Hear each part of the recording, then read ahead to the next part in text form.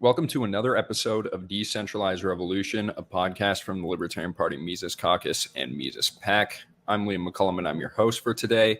And my guest is Sam Husseini. We recorded this episode on July 13th, 2023. And I first discovered Sam when I saw the viral video of him asking Secretary of State spokesman Ned Price about claims that the U.S. blew up the Nord Stream pipelines. I later found clips of him asking government spokespeople tough questions about Julian Assange, Iran, and nuclear weapons. And in this interview, we discuss the state of journalism in our country and why journalists seem to parrot regime talking points and never ask tough questions. We also talk about his work on COVID-19 origins, the potential for left-right cooperation, and his criticisms of RFK Jr. Sam is the creator of votepact.org, a strategy to use left-right cooperation to stop the establishment's perpetual war machine and the surveillance state. We talk about this strategy as well. Also, I want to give you a heads up. There was a bit of an echo on my end during my second question, so the audio drops out just a bit, but it seems to correct after. So if you're unable to make out what I'm asking, the question is about the state of journalism, how he is able to get into these press briefings, and whether the briefings are as contrived as they seem, since they rarely ever seem to get tough questions in. But anyways, I hope you enjoy this episode, and here's Sam. All right, so I first encountered your work, I think, about a few months ago when I came across a video that went viral on Twitter of you confronting, I believe it was Ned Price in the State Department press briefing, and you were pressuring him on Seymour Hersh's article about the Nord Stream bombings. And then I just clipped that video. I posted up on Twitter, and then you shortly followed me there after. And then I did a deep dive on your work, found that you kind of have this history of this confrontational journalism. And I really appreciate that. So I wanted to introduce you to our audience. I also found that you made headlines a while ago when you were trying to ask a question at a Putin and Trump summit. And you held up a poster and you were accosted by some people and taken out of the room. And I highly recommend everyone type in Sam Husseini on YouTube and find that video. It's pretty entertaining. But I'm just wondering if you can give a little bit about your background and how you got into journalism, and maybe a little bit about your ideological background as well. Sure. Well, I don't know how far back you want to go. I mean, I guess for me, it begins in, my dad, who's Palestinian, and talking politics and, educating me about the machinations of different players and so on. So that sort of, from childhood gave me a sort of deep history as to the politics of the Cold War and so on. And I got further radicalized, I guess, through reading Noam Chomsky when I was in my late teens, early 20s. I worked for a time with FAIR, the Media Watch Group, Fairness and Accuracy in Reporting. I was doing computer science and math, and, in New York, that meant Wall Street, and I really wasn't into that. So I got into writing journalism, and I've, gotten freelance pieces all over the place over the years. I worked at a independent nonprofit. And then I really felt and I had an office at the press club, at the National Press Club. So I would go to the events there and ask the elephant in the room tough question, right? The thing that nobody else was asking. And I kind of grew tired of aspects of the left that felt to me very insular. Literally people just, talking to people who they agreed with, and, sectarianism of it and so on. So I really enjoyed the tough questioning that I could do at the press club. And eventually another journalistic friend had the bright idea of asking tough questions to politicos as they walked out of the Sunday morning talk shows, right? Because the problem is of access, and they go on these Sunday morning talk shows, they get asked utterly banal questions, but there's a stake out there where other cameras send, like CNN will send a camera crew in front of the ABC studios to get a video clip, and they ask the same banal question. So I went there with a cameraman and Joe asked actual tough questions. And I got a fair amount out of that until I asked at the beginning of the Arab uprisings in 2011, I asked a tough question at the press club of a major Saudi official and got suspended from the press club for doing that. And the ethics committee eventually overruled the executive director. So, I won that battle, but it put me on the radar screen. So people stopping for me, as soon as they, that all the senators and Congress people and so on realized, that I was asking these tough questions. If they saw me there, they just wouldn't stop. Like you said, the Putin Trump summit, I wasn't, people took it that I was trying to do a protest. I wasn't. I was waiting until the news conference was going to start, and then I was going to hold up a sign, nuclear weapon ban treaty. This treaty that 122 countries has voted for. The group behind it had won the Nobel Peace Prize to eliminate nuclear weapons. But neither Trump nor Putin had been asked about it. I did extensive research and I couldn't find any record of either of them being asked about this major treaty. So I was hoping that with Trump's, impulsiveness, he might call on me. But another reporter snitched on me. He saw me making the sign. He falsely told the security officials there that I was planning a protest, which I wasn't doing. And then in the, ensuing hubbub, I held up the sign to show people what I was doing. I wasn't planning on staging a protest there. And then, when I did that, in answering the other reporters' questions as to what the heck was going on, they grabbed me and dragged me out of the room and, kept me locked up until midnight when the press centers closed. So I couldn't get my story out until the next day. And most generally, most of my work has been oriented on foreign policy, anti-war, from the, Iraq sanctions, Iraq war, Iraq WMDs. I did a lot of work on exposing the lies about Iraq WMDs before the invasion happened. Over the years grew appreciative of a lot of the work that Ron Paul has done. I had some communication with Denis Kucinich, who I also felt at times did important work. The Yugoslavia war, I helped expose the Rambouillet, phony pretexts for war there. Did some work on Russiagate,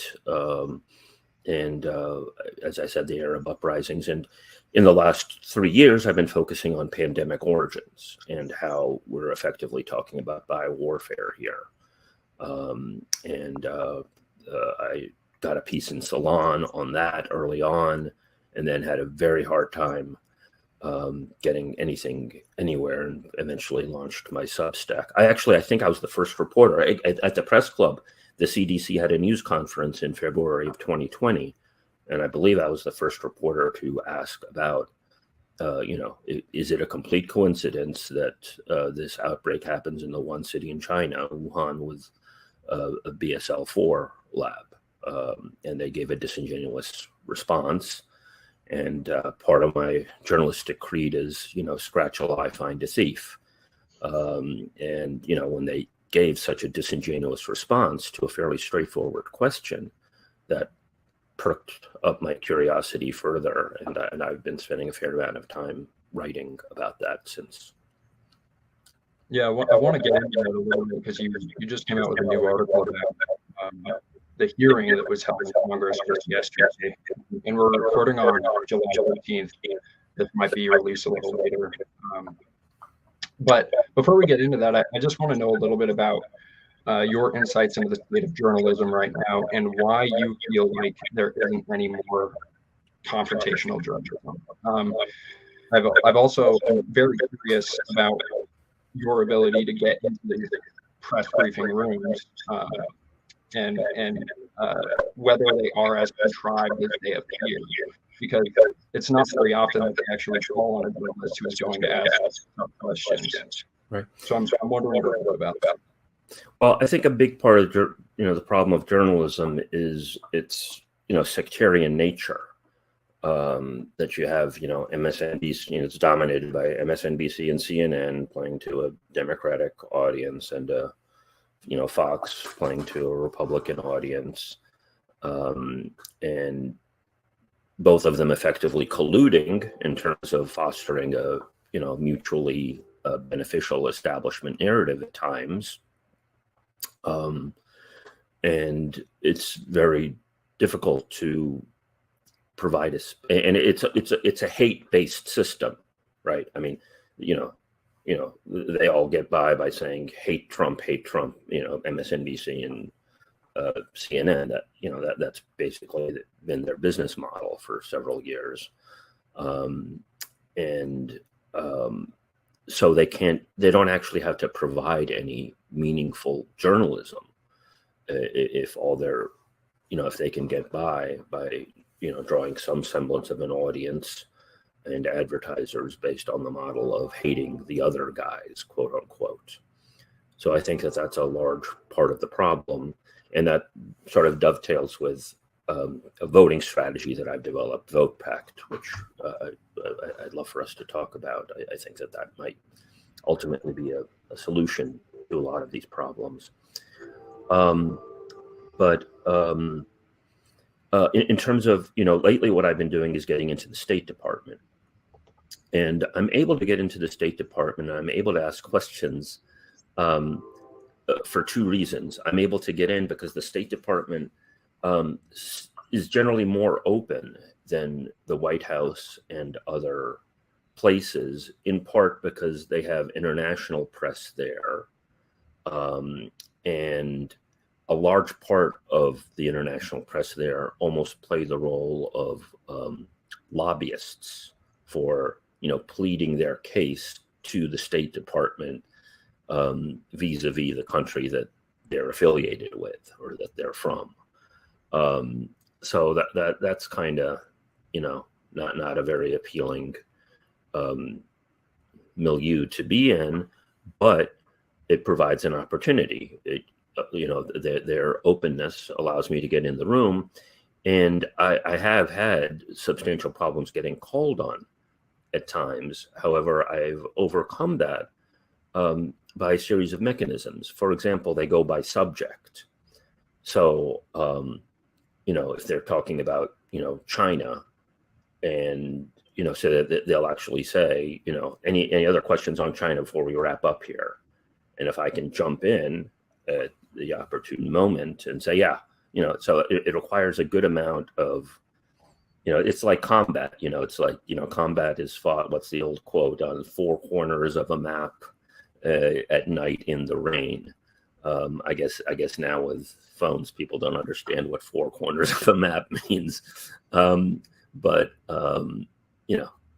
it requires, one to come up with, to either be prepared or to be able to come up with an important question, given the substantial constraints of time and if and when they're going to call on you, given whatever subject it's on.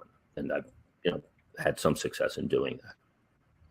Yeah, I would highly recommend that everyone types your name into YouTube and finds your YouTube channel, because you've had the opportunity to ask some really tough questions to these people, and they need to hear more of it. I studied journalism in college a little bit, and I was very disheartened by how, the norms and ethics around journalism seem to want to reinforce, the establishment. So it's an access-based, really, profession where I think the desire to want to be objective is often code for don't ask tough questions because you won't be called upon in any of these press briefings.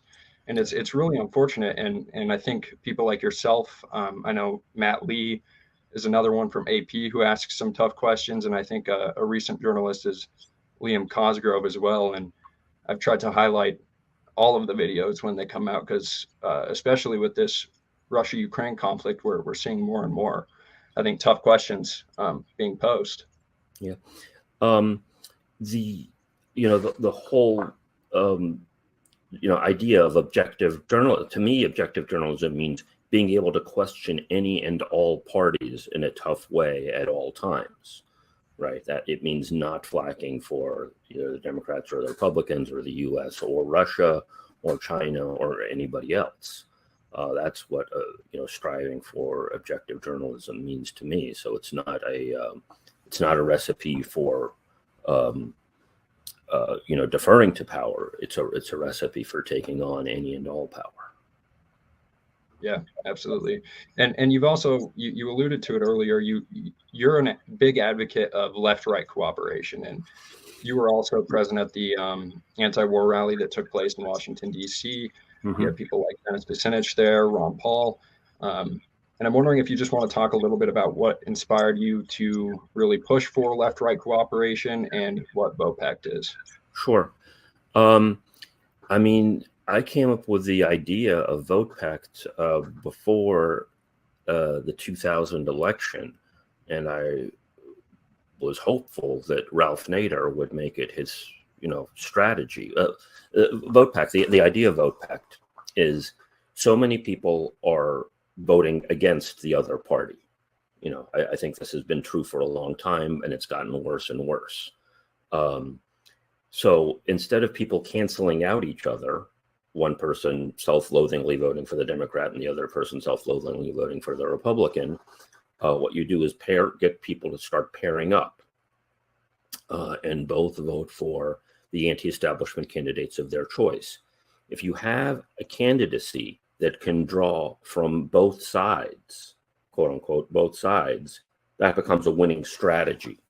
So if you had, if Ralph Nader were smarter or more interested in winning, or if you had imagine a Ron Paul, Dennis Kucinich ticket, or whoever the next generation of that would be, drawing on the commonalities of left, right, in where I think that they're most correct, anti-war, civil liberties, against corporate trade deals, pro Main Street, critical of Wall Street, critical of big tech censorship.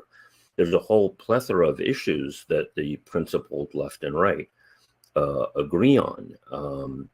And I think that becomes the foundation of what I would call a radical center. So what I would love to see is a campaign that is built around this, so that it actually becomes the strategy, brings together people endorsing the candidate or candidates, so that you have a union official coming together with a small businessman saying, look, we've been fighting each other over issues after issue, but we agree on this candidate, and you can come up with all kinds of creative pairings that then become the signature of such a campaign. And I think that the agreements between the left and right are more profound than most people realize. For example, there are some disagreements between the left and right, but many of those things are rather superficial. Take immigration, for example. There's probably a fair amount of disagreement between what we call the left and what we call the right on immigration. But a large part of immigration, the root causes of it, are things that the left and right actually agree on.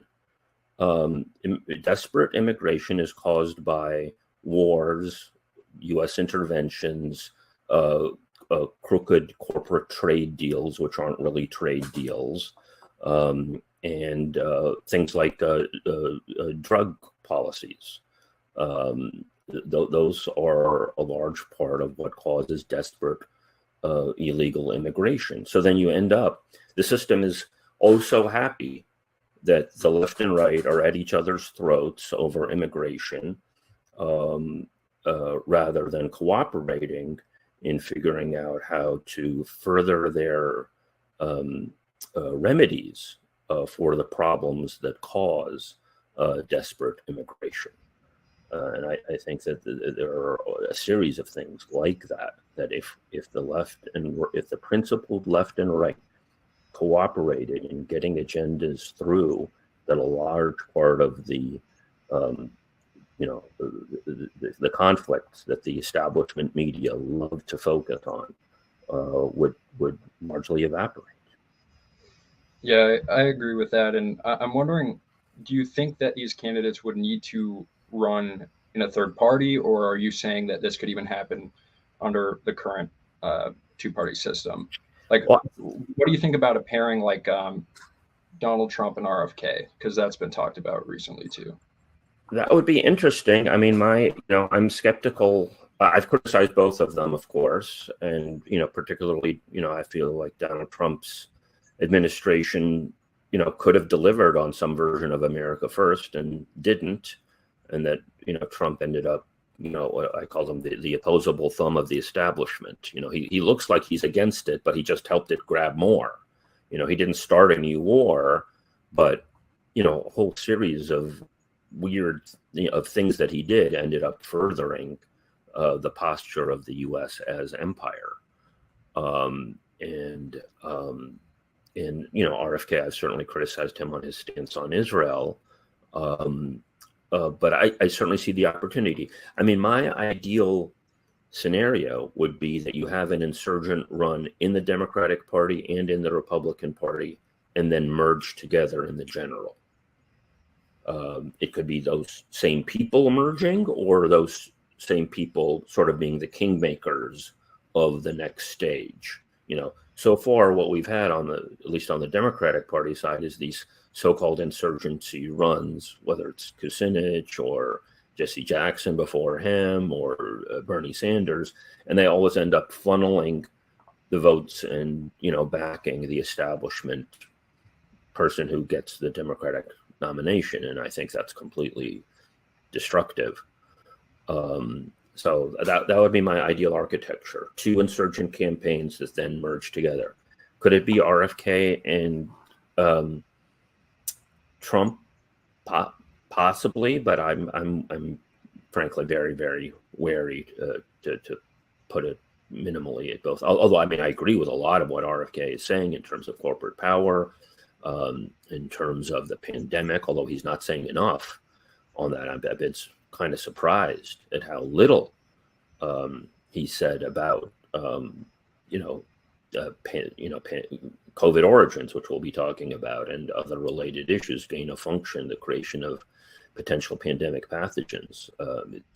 He hasn't really ridden what I think is the very justified outrage by a large part of the American public on those issues. And I'm not sure exactly why he's doing that. Yeah, and then I think another pathway would be that someone like RFK or Trump would drop out before the primary. But I think RFK is fully committed to run through. And unfortunately, there are sore loser laws in many states. Yeah, I'm working on a piece on that. And okay. There are problems of the timeline as to when you need to jump ship and so on. But the sore loser laws, there's a hole in them. And that is that when you run for president, nobody actually votes for you. They vote for the electors. So there's a very sound legal argument that effectively nixes the sore loser laws for the office of the presidency. Because if RFK runs for the Democratic nomination, loses, he can still run for president, because in the general election, no one would effectively be voting for him. They would be voting for the electors, who in turn would vote for him.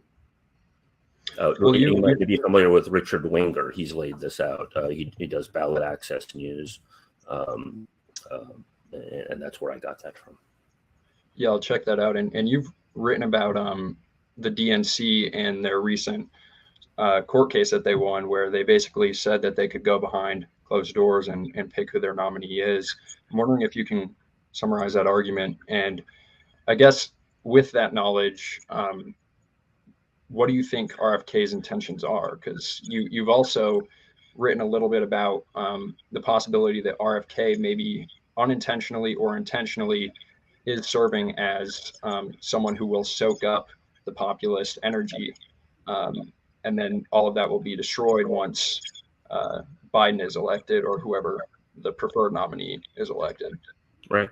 Yeah. Well, I mean, again, is he just simply the latest and most extreme manifestation of this pattern of people running in the Democratic Party, using the energies of different movements? The most recent one was, the energy that came out of the Occupy movement in, a little over 10 years ago, ended up getting effectively funneled into the Bernie Sanders campaigns of 2016 and 2020. And he ends up, backing the establishment Democratic Party candidate and gets virtually nothing to show for it, except that, his campaign took up a lot of energy and money and so on. And so the threat is that RFK Jr. is effectively doing the same thing, except in this case, I think it's even worse because, as I say, he spent so little time talking about things that are animating a lot of his supporters. He's certainly talked about, the Ukraine war, which I think is generally great. I could certainly quibble with some of what he says there, but in general, it's an incredible voice of sanity considering the derangement that's coming out of Biden and so on. But he's not talking about, the creation of potential pandemic pathogens. He's not talking about the WHO treaty.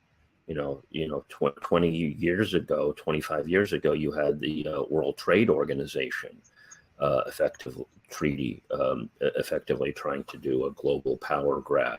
And you had, riots in the streets in Seattle and other things as a result of that effectively stopped that. And back in 1999, here we're seeing the World Health Organization doing a power grab, and it's getting very little notice. And I'm really surprised that Kennedy isn't focusing on that. And that makes me worry about what's really driving his campaign. I would, I don't understand it unless he's either pursuing a very strange strategy from my point of view, or he's actually, to be honest with you, potentially doing some of the bidding of the establishment. Well, when I first encountered your article making this argument that, yeah, I'm sorry, I didn't. Yeah, go ahead. Let's talk about that. And then, I didn't talk about the DNC thing. I'm sorry. Yeah, not a problem. But when I first encountered that article, I was kind of a little skeptical, thought that it would take like a grand conspiracy or whatever for like a grand plan, really thought out for someone like RFK to run with the full intention of soaking up all of these votes. But then I started looking at the historical pattern. I mean, we even saw this with Obama, where, I mean, he was posed as the anti-war candidate, and then the anti-war movement really just evaporated after he was elected. So it's just hard for me because it does appear that RFK has this like really earnest interest in ending the war in Ukraine. So I can't get a read on him whether he actually thinks he's capable of winning, because the current DNC rules, as we alluded to, basically keep him out. They can go behind closed doors and select whoever their candidate is. Right. There was a lawsuit by some Bernie Sanders supporters against the Democratic National Committee, saying, the way that they've conducted themselves effectively robbed Bernie Sanders of the nomination. And in the trial, the lawyer for the DNC literally said in court, we can pick the nominee however we want. We're an independent organization, and we can go back to doing it in the smoke-filled back room. And that's that. And they won. And the guy, the lawyer who put forward the lawsuit against the DNC, Beck, is interestingly still banned from so-called free speech Twitter. So, that seems to me another sign that, there are sectors of the establishment that want to keep that critique of the establishment as obscured as possible. The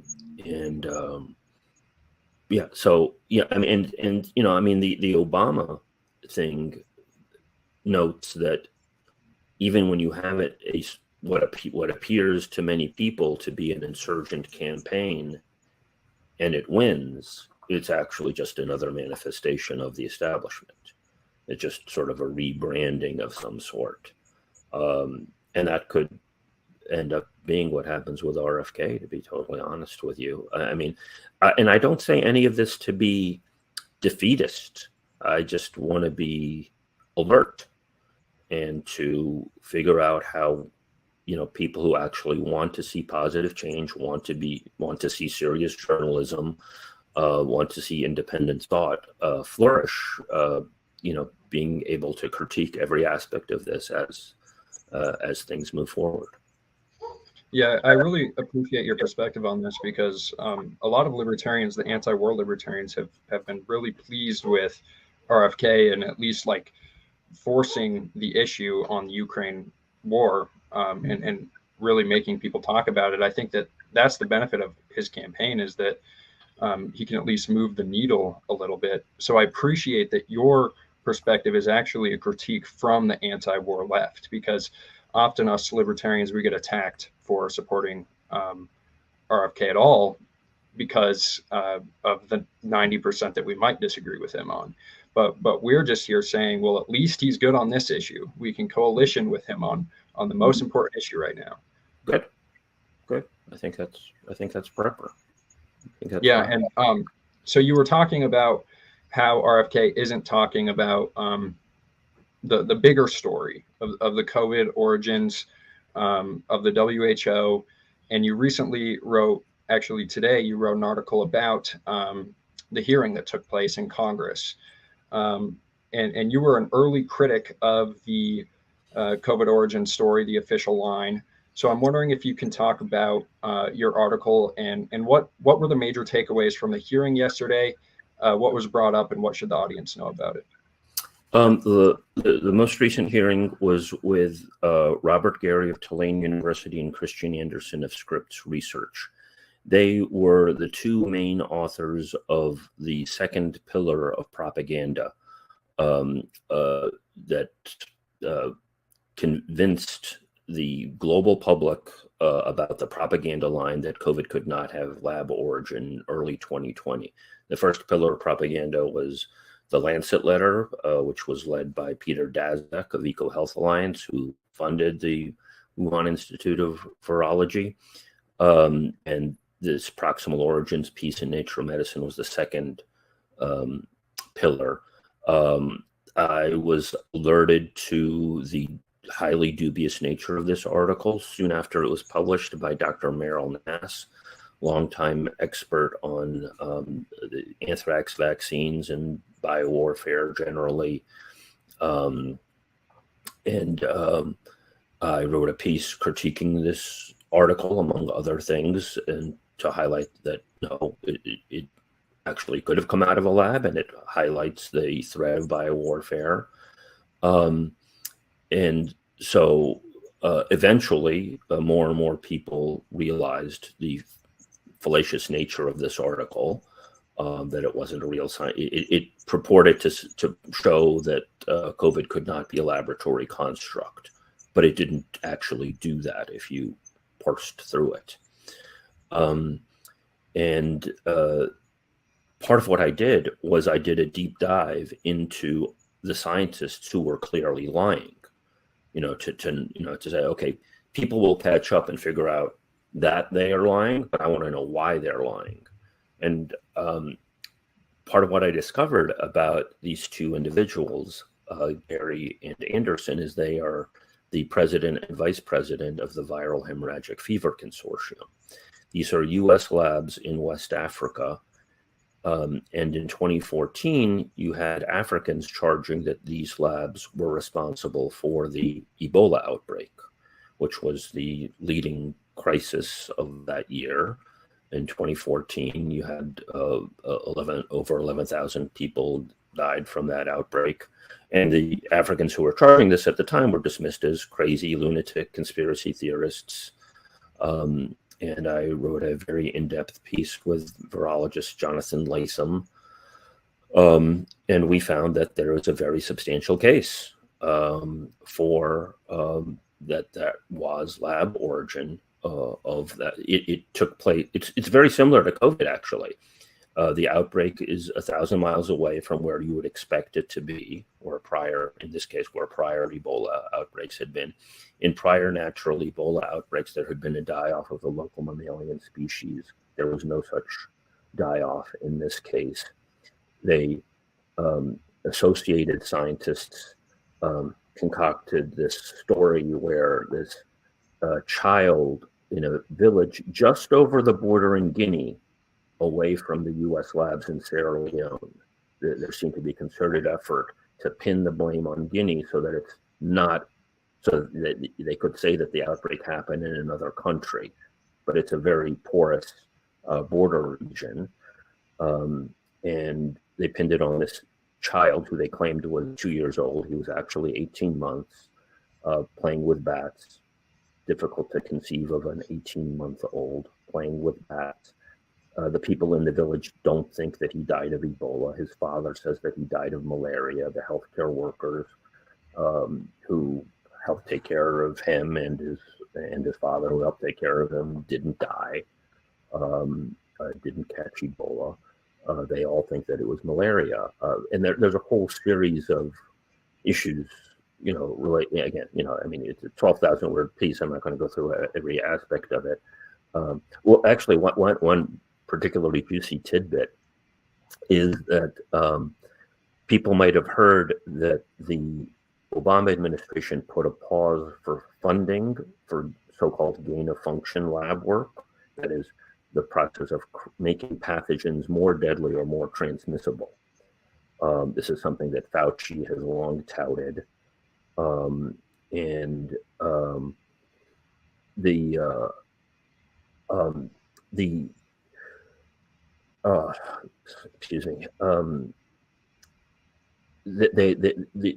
pause that the Obama administration did was on October 17th, 2014. That's the same day that Ron Klain became Ebola czar. That implies to me that Ron Klain, who some of your listeners may not be familiar, Ron Klain is a very plugged in DC operative. He was chief of staff for Biden until just a few months ago, which, when you have a president like Biden, is basically tantamount to being prime minister. So he, so that indicates that the Obama administration themselves suspected, at least, that there was an outbreak here. And these groups had gotten a funding cutoff shortly thereafter. Again, further indicating suspicion by the Obama administration that there was a problem with the labs here that could have actually caused the outbreak. Anyway, so these are the same two scientists. So part of my hypothesis is that these scientists were very eager to sign up for the role of dismissing the possibility of COVID origins coming out of a lab, because if the global public understood in early 2020, I mean, this was, possibly the most, important human story of all time, where the entire global population was focusing on a subject. If the global public at that point had understood that COVID could have originated in a lab, then one of the next questions would have been, what about past outbreaks? And that would have led directly to their doorstep, to the doorstep of Gary and Anderson, the two people who testified this week. Neither the Republicans or the Democrats would ask about this. I mean, I've sent my material to them. I've met with a couple of people on the Hill, actually just Johnson's office. And I've talked with some others. But, the problem is that the Republicans are focusing on either pinning the blame on China or trying to get Fauci. And the Democrats are in totally denial mode, pretending that there isn't a problem with any of this lab work and that Fauci is, a paragon of virtue and so on. And some of the dynamics of the recent hearing were particularly perverse. For example, the Democrats and Anderson and Gary, when the Republicans were trying to hone in on pinning the blame on Fauci, they would say, well, no, Fauci didn't call that meeting. Jeremy Farrar called that meeting. And he was Jeremy Farrar was sort of talked about as this distinguished British scientist. Nobody said during this, over 3-hour hearing who Jeremy Farrar was. Jeremy Farrar signed, I said that there were two pillars of propaganda. One was the Proximal Origins paper, which was the subject of the hearing, but the other one was the Lancet letter put together by Peter Daszak, who funded the Wuhan Institute of Virology, which was complete propaganda. Jeremy Farrar signed that letter. He signed that completely propagandistic letter. And he's the only person to have had a significant role in both pillars of propaganda. He was head of the Wellcome Trust, which is basically the British equivalent of the Bill and Melinda Gates Foundation. It got its funding through a series of pharmaceutical mergers. And then several months ago, I'm up on this because he was named chief scientist for the WHO. So we're in this insane situation where the guy who took the lead in both pillars of propaganda about COVID origins is now chief scientist for the World Health Organization, as the World Health Organization is being further empowered with a new treaty. And his name is repeatedly mentioned in the hearing, and nobody, certainly not the Democrats and not even the Republicans, puts forward the relevant information. Another name that was mentioned as a scientist who played a behind-the-scenes role in formulating this article, this Proximal Origins article, was Ron Fouchier. Ron Fouchier is a completely notorious figure, and he didn't have his name on anything, and he didn't have his name on anything for a good reason. In 2015, he's a scientist in the Netherlands. In 2011, he took the avian flu, which is highly, highly lethal, like a fatality rate of 50%, but not easily transmissible, and made it transmissible among humans. This was regarded as, he depicted this as a great scientific, achievement. Even the New York Times at the time, and I think they finally wrote about it in 2012, the following year, they had an editorial entitled "An Engineered Doomsday," warning of the consequences of this kind of lab work. That's all gone down the memory hole, but this guy is still calling the shots in these, secret meetings that we only know about because we've gotten at least some information through some FOIAs. There's still a ton of information that we haven't gotten, lots of FOIAs that haven't been responded to, Freedom of Information Act. So his name comes up at these hearings and nobody explains who the hell he is. He's just a generic scientist as far as anybody listening to this hearing is concerned. I'm not sure if the Republicans even know what they're dealing with here.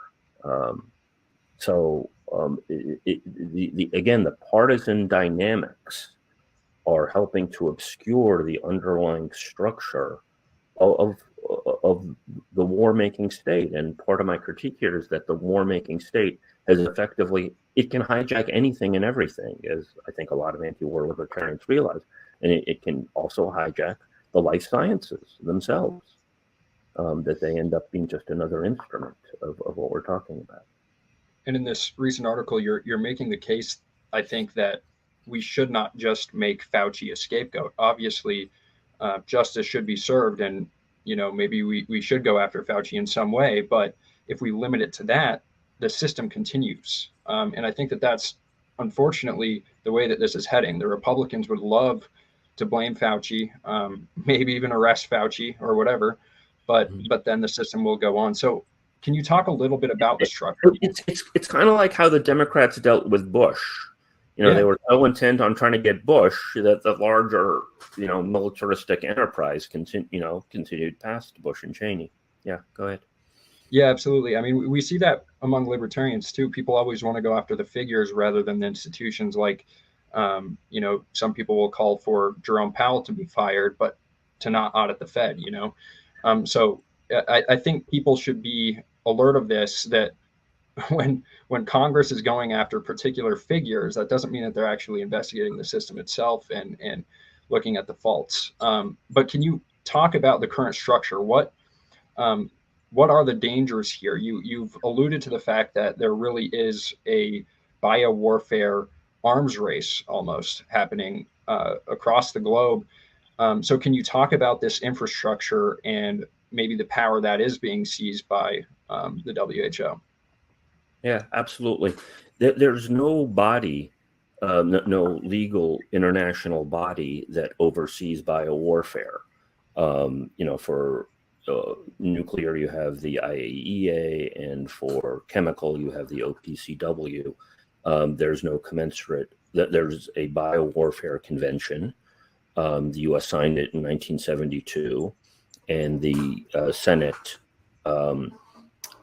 ratified it unanimously in 1989. And it was the U.S. implementing legislation was written by Francis Boyle, who's a fairly independent legal scholar out of the University of Illinois, and he thinks this whole system is farcical, and that that they've effectively made the treaty and his law mute by this gain of function lab work, so he's been highly critical of these scientists. I mean, in extreme language, calling them death scientists and so on. And given the stakes and the consequences, it's hard to necessarily disagree with that at all.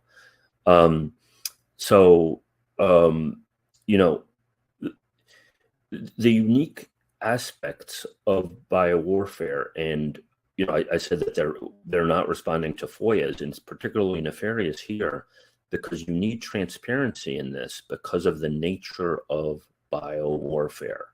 The one good thing about a nuclear war is that that it happened. You could be in the middle of a biowar and you wouldn't know it, right? I mean, the Cubans have repeatedly charged that the U.S. has used biowarfare against it, and the U.S. government response has been prove it.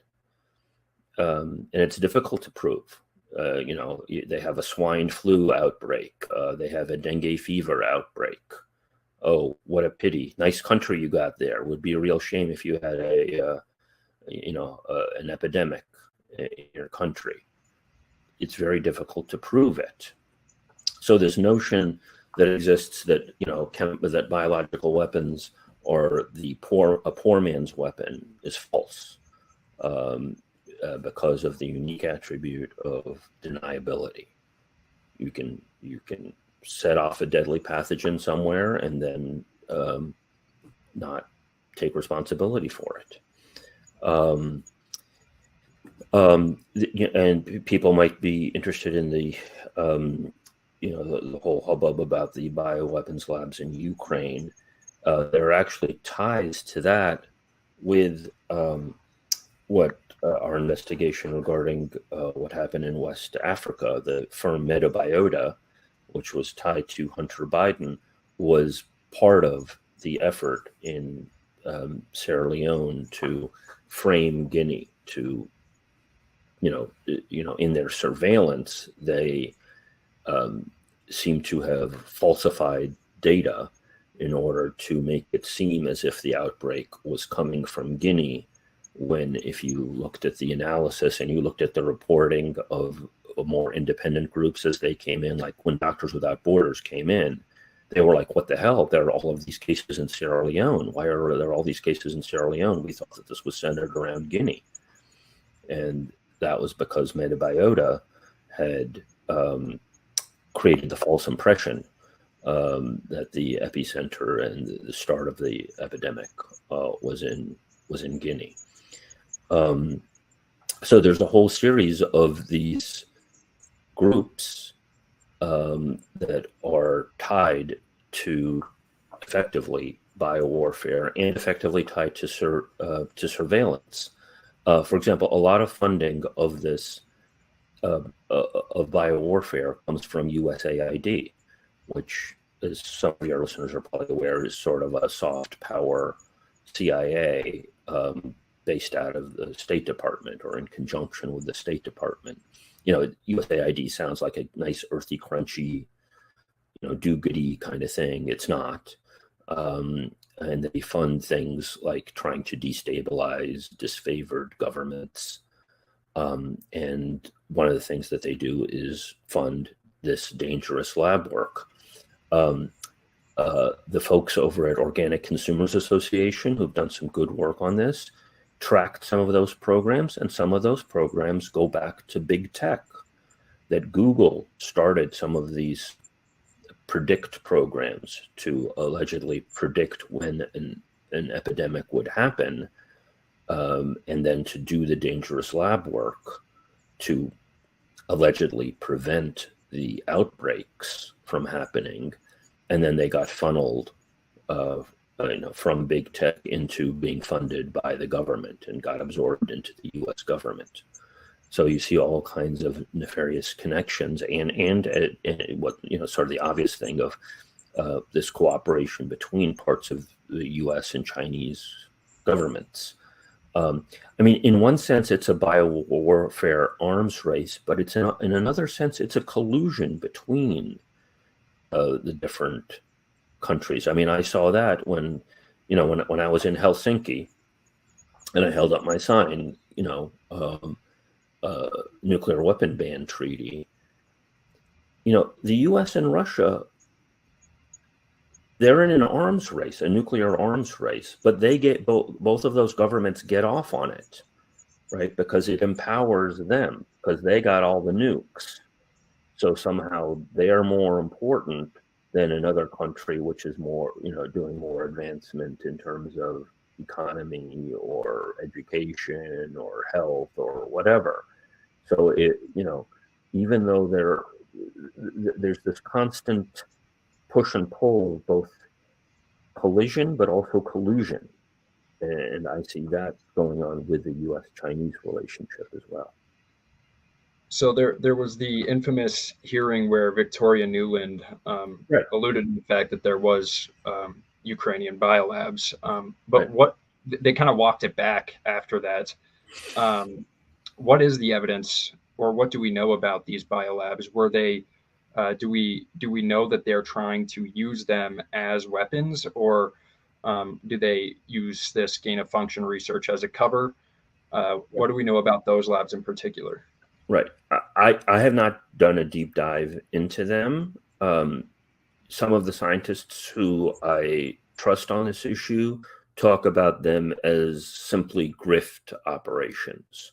That is, that they're not actually doing that dangerous work, but they're just, sort of a gravy train for people trying to grift a couple $1 million to make some money, which, might tie into people like Hunter Biden and so on. Other people have charged that they are actually working on dangerous pathogens and making them more deadly. And I have not, parsed through that as yet. So Okay. I'm going to have to sort of take a pass on that. So RFK, when he was doing the Twitter space with Elon Musk, he just briefly mentioned that they are working on viruses that can target specific races. And when I heard that, I was like, whoa, that's a really big admission right there. And also, for anyone who watches the Bond movies, the most recent one was about this virus that takes over the world, or these chemicals that take over the world that can target specific people. And I'm wondering if you've seen any evidence of that, because even among more conspiratorial minded people, you hear that and you're like, that sounds like a sci-fi movie. Right. I'm sorry, what's the movie? The Bomb? So James Bond. Bond. Okay. Yeah, All right. I believe it was is it Time to Kill or Time to Die or something like that? The most recent one. No Time to Die, I think Okay. is what it's Um, called. okay. I'm sorry. I'm trying to keep up with my, pop culture. I'm behind on that. Um, um, y- Look, there's probably a lot we don't know, because a lot of this work is secretive. Um, but from my limited knowledge, doing ethnically based weapons is very, very difficult. We are very similar genetically, human beings are. And to target a particular ethnic group is a very, I mean, the South Africans tried really hard to do that. Um, and in Rhodesia, they actually did target black farmers with anthrax, but that was just simply, geographic proximity. That it wasn't a genetically based weapon. But I mean, you don't know what technology brings to the fore. I mean, part of me is even concerned, and I've been meaning to talk to scientists about this, about when because we now over the last 3 years have been in the situation where different power centers have used different vaccines, right?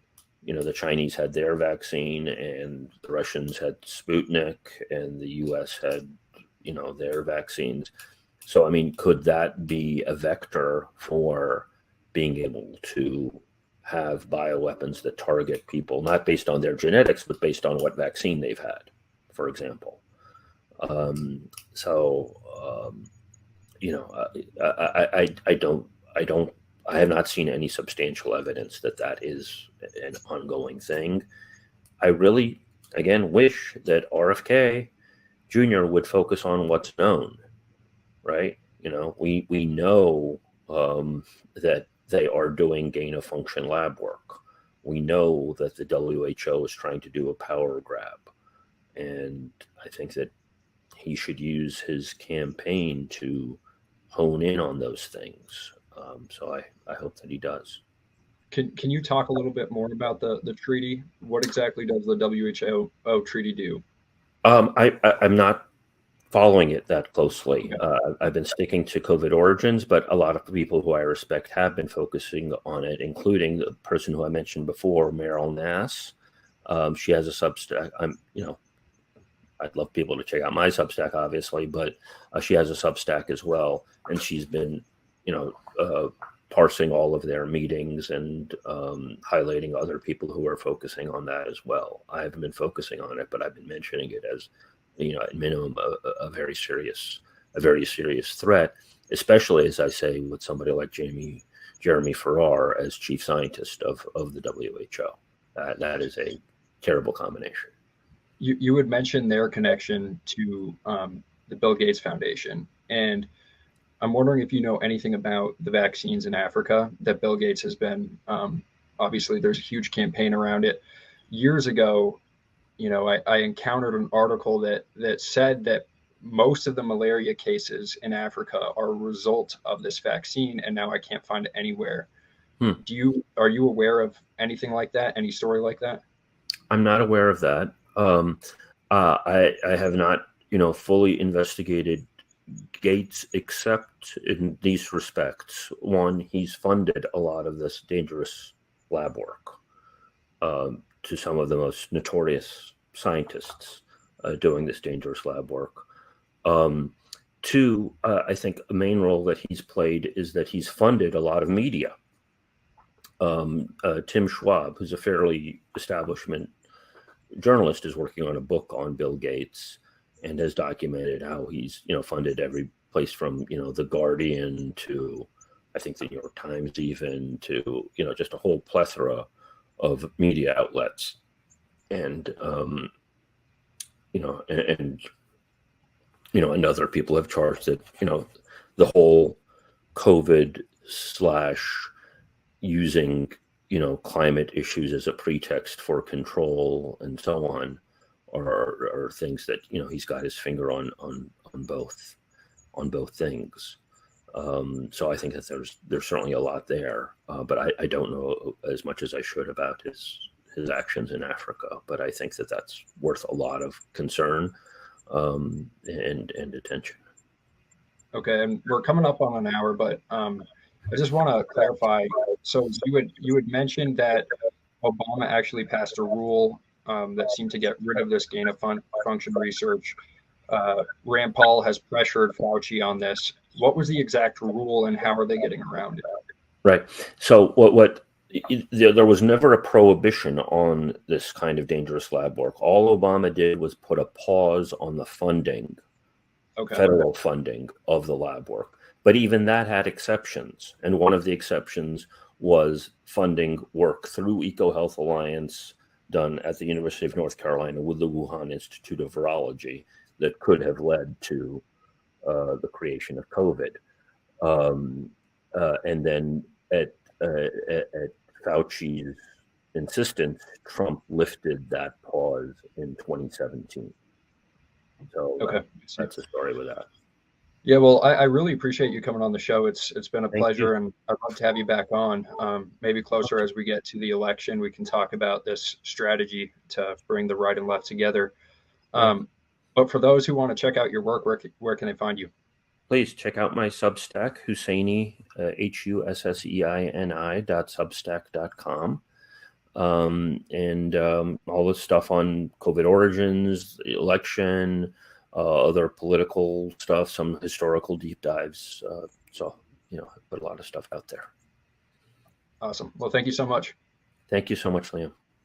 All right, there you have it. I'd like to thank Sam for joining me. And as always, thanks to Dave versus Goliath for all the music you hear on Decentralized Revolution, and to our podcast producer, Simon Kalpin. And thanks to you all who are subscribed to our email list and support the pack. You can do that over at takehumanaction.com. Please remember to like, comment, and share the podcast. And thanks